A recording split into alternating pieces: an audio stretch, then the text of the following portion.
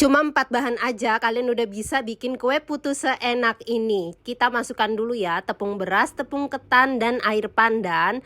Ini air pakai pasta pandan, boleh juga pakai jus pandan. Terus kita aduk yang rata, habis itu kita saring ya, biar dia menjadi butiran-butiran halus. Ini kita saring sampai dia adonannya habis.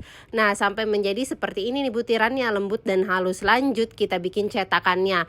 Karena nggak ada cetakan bambu, jadi kita bikin yuk pakai daun pisang. Kalau kalian mager, kalian juga boleh pakai cetakan kue talam ya. Nah, kalau udah jadi seperti ini, kita isi 1/3, terus tengahnya dikasih gula merah. Lanjut kita isi lagi sampai penuh, jangan ditekan ya, cukup diratakan aja. Lanjut aku kukus pakai food steamer dari Idealife tipe IL114A, kapasitasnya gede banget, low watt, dan ini dia ada 3 susun ya, dan harganya sangat terjangkau, recommended banget. Bisa kalian ngukus langsung banyak kayak begini. Kukus kurang lebih 25 menit dengan api sedang. Kalau sudah matang, saatnya kita angkat. Kue putunya siap dinikmatin, gampang banget kan bikinnya. Ini rasanya enak banget, udah kayak yang dijual di abang-abang itu. Bisa banget nih buat cemilan nanggung bulan ataupun buat sajian pas ada tamu dadakan. Bikinnya super gampang, rasanya enak, dan juga ini bahan-bahannya mudah didapatkan.